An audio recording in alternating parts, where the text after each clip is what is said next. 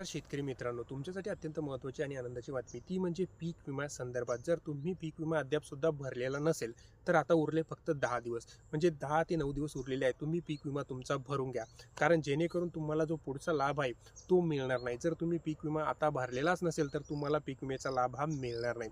त्याचबरोबर कोर्टाच्या आदेशानंतर आता शेतकऱ्यांना पीक विमा हा वाटप होणार आहे. जर आपण बघितलं तर कोर्टानं पीक विमा कंपन्यांना असे आदेश दिलेले आहे की ज्या शेतकऱ्यांना अद्याप सुद्धा पीक विमा हा दिलेला नाही त्या शेतकऱ्यांना पीक विमा हा जमा करण्यात यावा.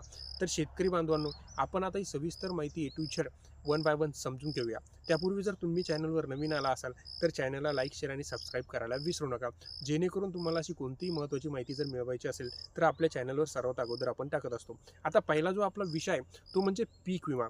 जो शेतकऱ्यांना जर आपण बघितलं तर पीक विम्याची जी लास्टचे उरलेला आहे फक्त 9 ते 10 दिवस, या 9 ते 10 दिवसामध्ये आता जर बघितलं यावर्षी पीक विमा भरण्याचं जो प्रमाण आहे तो ग्राफ अत्यंत खाली गेलेला आहे. म्हणजे शेतकऱ्यांचा पीक विम्यावरचा आता विश्वास हा उडत चाललेला आहे. त्यामुळे बरेचसे शेतकरी पीक विम्याकडे पाठ फिरवत आहेत. कारण जर आपण बघितलं तर पूर्वी पीक विम्याचे 4 ट्रिगर होते. म्हणजे शेतकऱ्यांना पावसात खंड पडा तरी पीक विमा मिळत होता. जर जर आपण बघितलं तर अतिवृष्टी झाली किंवा जास्त पाऊस झाला तरी शेतकऱ्यांना पीक विमा मिळत होता. जर आपण बघितलं तर बियाणे उगले नाही तरी शेतकऱ्यांना पीक विमा मिळत होता. आणि शेवटी जर समजा वेचणीमध्ये कापूस असो किंवा सोयाबीन काढणीमध्ये असो तेव्हासुद्धा जर पाऊस आला तरी शेतकऱ्यांना पीक विमा मिळत होता. अशा 4 ट्रिगरमध्ये पीक विमा हा मिळत होता.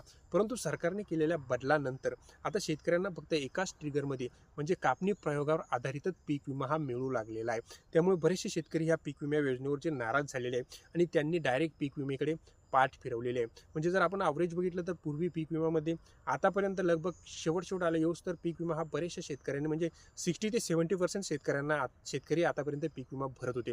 पण यंदाचं जर आपण रेकॉर्ड बघितलं तर 30 ते 40% लोकांनीच फक्त पीक विमा आतापर्यंत भरलेला आहे. म्हणजे शेवटचा कालावधी जवळ सुद्धा आलेला आहे तरी शेतकऱ्यांनी पीक विम्याकडे पाठ ही फिरवलेली आहे. परंतु तुम्हाला सुद्धा जर पीक विमा भरायचा असेल तर तुमच्यासाठी सुद्धा आता उरलेले आहे 9 ते 10 दिवस. ते 9 ते 10 दिवसामध्ये पीक विमा भरून तुम्ही सुद्धा पीक विमा योजनेमध्ये पात्र होऊ शकता. म्हणजे आपण जर पीक विमा भरलेला नसेल तर आपल्याला येणारा जो पीक विमा असेल तो येणार नाही. त्यासाठी पहिले पीक विमा भरणे जरुरी आहे.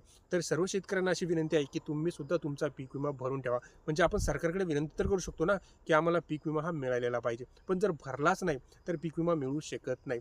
त्यामुळे सर्व शेतकऱ्यांना अशी विनंती आहे की तुम्ही लवकरात लवकर आता उरलेले 9 ते 10 दिवस आणि शेवटच्या 2-3 दिवसाची वाट न बघता डायरेक्ट आपला पीक विमा भरून द्यावा. म्हणजे जर तुम्हाला पीक विमा डायरेक्ट तुमच्या खात्यामध्ये येण्यास भविष्यात काहीही अडचण येणार नाही. त्यामुळे तुम्ही सुद्धा तुमचा पीक विमा हा भरून देण्यात यावा. आता जर बघितलं आपण तर कोर्टानं असा आदेश देण्यात आलेला आहे. म्हणजे बीड जिल्ह्यातील बरेचसे शेतकरी असे होते ते पीक विम्यापासून वंचित राहिलेली होती. त्या शेतकऱ्यांसाठी कोर्टाने डायरेक्ट आदेश दिलेला आहे. म्हणजे ज्या शेतकऱ्यांना तुम्ही अद्याप सुद्धा पीक विमा दिलेला नाही परंतु जे शेतकरी खरोखर पात्र होते अशा शेतकऱ्यांच्या खात्यामध्ये तुम्ही लवकरात लवकर म्हणजे त्यांनी अपीलसुद्धा केलेली होती विमा कंपन्यांनी की पीक विमा न देण्यासाठी, परंतु कोर्टाने ती अपील फेटाळलेली आहे. आणि कोर्टाने डायरेक्ट विमा कंपन्यांना असा आदेश दिलेला आहे की तुम्ही राहिलेल्या जे पण शेतकरी असेल त्यांना तुम्ही अद्याप पीक विमा दिलेला नसेल तर त्या शेतकऱ्यांच्या खात्यामध्ये लवकरात लवकर हा पीक विमा जमा करण्यात यावा, अन्यथा कठोर कारवाई करण्यात येईल. त्यामुळे आता कोर्टाने डायरेक्ट पीक विमा LIC कंपनी जी आहे ना पीक विम्याची जी आहे त्या कंपनीला आता डायरेक्ट आदेश दिलेला आहे की तुम्ही डायरेक्ट शेतकऱ्यांच्या खात्यामध्ये लवकरात लवकर हा पीक विमा जमा करण्यात यावा. ही शेतकऱ्यांसाठी आपण आनंदच म्हणू शकतो. कारण जर अशा मोसममध्ये आता जर पीक विमा पडला तर शेतकऱ्यांना त्या पैशाची जर बघितलं आपण त्या पीक विम्याच्या रकमेची जो पण फायदा आहे तो शेतीसाठी होणार आहे. तर शेतकरी बांधवांनो, ही होती माहिती कशी वाटली नक्की सांगा. जर माहिती जर आवडली असल्यास चॅनलला लाईक, शेअर आणि सबस्क्राईब करायला विसरू नका. धन्यवाद.